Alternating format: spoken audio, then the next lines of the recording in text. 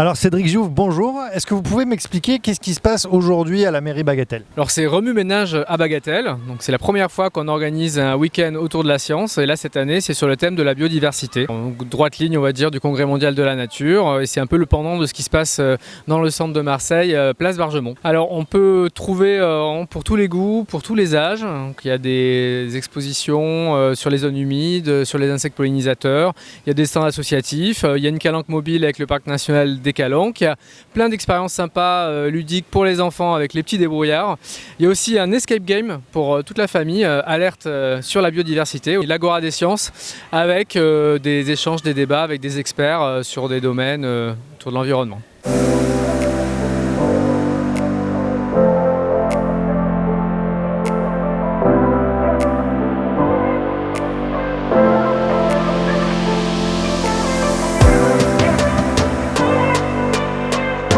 Alors, est-ce que vous pouvez tout simplement m'expliquer qu'est-ce qu'on fait là, qu'est-ce que vous faites là aujourd'hui? Alors nous on travaille pour le parc national des Calanques et en fait on est là à la fête de la science au parc Bagatelle pour faire un petit stand de sensibilisation donc au public, jeune ou un peu moins jeune, sur ce qu'on peut trouver dans le parc national des Calanques, donc qui est à proximité de Marseille, parce qu'il y a beaucoup de personnes qui vivent à Marseille et qui ne savent pas forcément ce qu'on peut y trouver. Pourquoi c'est important de sensibiliser les gens à ce qu'on trouve dans les Calanques? Parce que les Calanques pour les Marseillais c'est beaucoup leur jardin en fait, c'est là où ils vont en week-end et il faut bien qu'on se rende compte que c'est pas simplement un paysage, c'est un paysage qui est vivant avec plein d'espèces et d'animaux et de plantes qui continuent de pousser et c'est des plantes qui ont un rôle à jouer pour nous et aussi entre eux. Je savais pas qu'on trouvait des demi-dauphins du coup dans les Calanques. Le demi-dauphin c'est vraiment un espèce unique, c'est notre compagnon de jeu idéal pour justement expliquer un peu ce qu'on a à l'intérieur d'un dauphin et de manière générale à l'intérieur des mammifères et c'est quelque chose qui est assez visuel donc qui marque et qui permet de poser tout plein de questions et de s'interroger un peu sur la vie de manière générale. Oui, parce que tout le monde ne sait pas qu'il y a des dauphins d'ailleurs par exemple.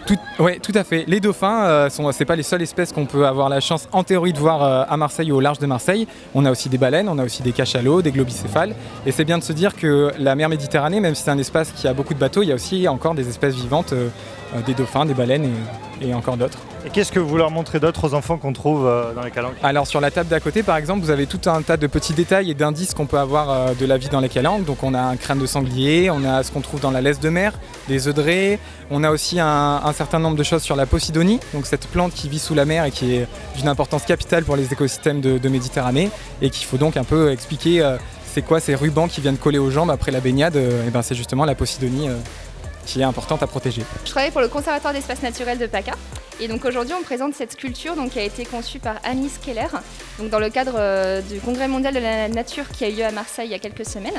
Et donc cette sculpture elle présente une zone humide typique qu'on peut trouver en France et l'idée c'est avec un contenu sur tablette numérique d'avoir de la réalité augmentée, c'est-à-dire qu'en plus de cette sculpture en papier, vous avez tout un contenu animé qui a été conçu par les studios L'Effet Spécial qui va apparaître avec justement les animaux, les plantes qui vont bouger et vous allez voir tout un tas de contenus pédagogiques et scientifiques qui a été apporté par le Conservatoire des espaces naturels sur toutes ces espèces, le fonctionnement des zones humides, tout un tas de choses en fait pour comprendre l'intérêt de ces espaces. Alors ici on est sur un escape game à but pédagogique qui présente du coup l'impact d'une plante sur d'une part la santé publique et d'autre part en fait les moyens d'éradication qu'on a pour lutter contre cette plante à l'heure d'aujourd'hui.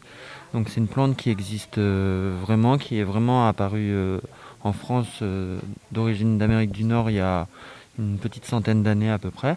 Et le but de ces salles, ça va être de découvrir à la manière d'un escape game, donc en répondant à des énigmes, en fouillant et en cherchant comment d'une part lutter contre cette plante et quels sont les effets de cette plante. Allez, bonjour Vincent. Est-ce que vous pouvez m'expliquer qu'est-ce qui se passe en fait ici? Là, nous organisons une course d'orientation autour de tout ce qui concerne le développement durable. Et donc, ça aborde tous les thèmes, la biodiversité, l'eau, les énergies, ainsi que les déchets. Et du coup, ça va? C'est pas trop compliqué avec les enfants? Non, j'explique plusieurs fois exprès, je suis là pour ça. Qu'est-ce que tu viens de récupérer là? J'ai récupéré l'indice numéro 6 et j'ai obtenu son image. Et comment tu l'as obtenu cet indice? Je suis juste allée dans l'aire de jeu parce que je voulais prendre de la hauteur. Et quand il est parti en disant mais non, on doit aller en chercher et tout, ça ne marchera pas. J'ai couru pour le rejoindre et j'ai vu l'enveloppe. Je l'ai. Ah, t'as trouvé l'enveloppe. C'était un pur accident, honnêtement. Et du coup, ça va, tu t'amuses bien? Est-ce que tu aimes bien les courses d'orientation, les chasses J'aime bien les courses d'orientation, ça va être la première fois, mais je trouve ça marrant et que c'est bien qu'on soit en binôme. Ok, eh ben merci beaucoup. Et puis je te laisse repartir à ta course. D'accord. Passez une bonne journée, monsieur. Merci. Alors ici, en fait, on présente un projet qui a été mis en place sur une structure municipale d'animation qui s'appelle le Cap Nature Pastré. On est donc sur le site du parc Pastré, en haut, dans le centre municipal d'animation, et qui est aussi un centre aéré. Et donc, on propose différents ateliers, on va dire des ateliers nature, pour sensibiliser les enfants à l'éco-citoyenneté, entre autres. Donc, on a un potager en permaculture, pédagogique, on a un poulailler, pareil, pédagogique, et puis on fait aussi des constructions, on recycle, on récupère des palettes et on construit les petits habitats pour les animaux. Par exemple, là on a fait la cabane d'écailles, on a fait un petit abri pour les canards avec un toit végétalisé où ils ont planté des fraisiers. Voilà. Et puis on a toute la thématique du compostage. Alors ici aujourd'hui on est venu à la rencontre de nos concitoyens marseillais pour leur parler de la biodiversité à Marseille et de l'extraordinaire richesse que nous avons la chance d'avoir. Et j'ai l'impression particulièrement d'un domaine, non, des oiseaux. Complètement, le domaine des oiseaux, mais pas que. La Ligue de protection des oiseaux, c'est son ADN à l'origine, et on est encore très porté sur l'ornithologie, la défense des oiseaux, mais aussi sur l'ensemble de la biodiversité, parce qu'en fait, tout est lié. On ne peut pas s'intéresser aux oiseaux si on ne s'intéresse pas aux insectes, si on ne s'intéresse pas aux mammifères, si on ne s'intéresse pas au vivant dans son ensemble. Et les enfants, là, quand ils viennent vous voir, ils sont sensibles un petit peu à ce que vous leur dites? Alors c'est très agréable parce qu'à l'occasion de cette manifestation, on a eu beaucoup de familles avec des jeunes enfants et on a eu la surprise de voir que les enfants étaient déjà très attachés à la nature, très attachés à la défense de la nature, de la biodiversité, même s'ils ne connaissent pas tous les termes, ils sont déjà très curieux. Voilà, l'intérêt de l'enfance, c'est la curiosité et pour nous c'est très important parce que c'est le futur. On est là pour parler de la Société linéaire de Provence et tout le travail qu'on fait au niveau de la biodiversité. C'est un sujet que nous on a abordé depuis des années, puisque par exemple on a sorti un livre qui s'appelle La flore remarquable des Bouches-du-Rhône, sur lesquels on a travaillé au moins une quinzaine d'années pour le faire, parce qu'il a fallu parcourir toutes les Bouches-du-Rhône, de partout avec des équipes, donc passer pour faire des relevés, etc. On travaille avec le conservatoire botanique de Porquerolles. C'est ça la Société linéenne de Provence? C'est ça la Société linéaire de Provence. On est vraiment une société de naturalistes. On peut aborder n'importe quel sujet.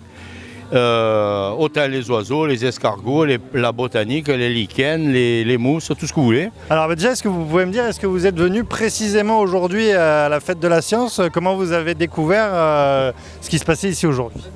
En fait, on l'a vu sur Facebook, les réseaux sociaux, avec le post de la mairie 6-8. Et donc, on est venu précisément pour faire partager ça aux enfants. Et alors, qu'est-ce que vous avez fait dans la journée? Qu'est-ce que vous avez découvert? Alors, on a tenté de faire une course d'orientation. On n'a pas trouvé tous les indices, donc on a malheureusement dû abandonner. Et là, on regarde les stands, les différents stands pour initier les enfants à la nature, à la responsabilité des déchets. Voilà, c'est très très bien. Surtout pour les enfants, les jeunes, c'est leur avenir, donc oui, c'est très bien et très important. Et toi, ça te plaît? Oui, j'adore. Ouais. Et vous êtes venus... il y a plein d'enfants là, c'est tous les vôtres? Oui. Oui. Oui. Et alors, qu'est-ce qu'ils vont découvrir? Ils se régalent là, je les vois, ils ont l'air intéressés.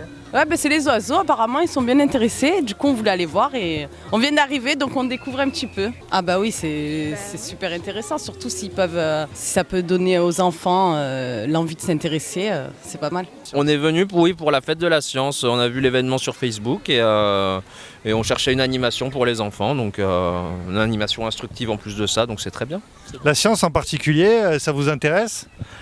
Oui, c'est surtout pour les enfants, attiser leur curiosité, qui découvrent des nouvelles choses autres que les écrans et la télé, quoi. Donc on ne savait pas s'ils allaient trop accrocher et au final ils sont enchantés. J'ai vu comment le dauphin avait... Enfin, qu'est-ce que le dauphin avait dans le ventre? Oui, comment est fait le dauphin, oui. Comment il était le dauphin avant? Ouais. Genre, le dauphin il se disait pourquoi on va au bord de l'eau, on mange des poissons. En fait, genre, il avait fait une évolution. Ah bah oui, l'évolution. Avant, il ressemblait à une lienne, un chien et un peu un rat, une souris, un truc comme ça. Oui, c'est vrai, il nous a montré le monsieur. Ah oui, l'évolution. Effectivement, ils ont appris plein de trucs. Vous pensez que c'est important que la mairie organise ce genre d'événement à Marseille ? Bien sûr, c'est capital et il n'y a pas assez de communication. Moi, je trouve qu'il n'y a pas assez de communication parce que c'est très bien organisé. Enfin, je veux dire, les activités sont vraiment super pour les enfants. Mais le problème, nous on est tombé dessus par hasard et quand on voit la ville de Marseille et le nombre de personnes qu'il y a ici, il y a, je trouve, un contraste. Et voilà les amis, c'était la fête de la science au parc Bagatelle. Comme vous le voyez, la science a pris le pas vraiment sur ses enfants. On se retrouve très vite pour un nouveau reportage. Salut!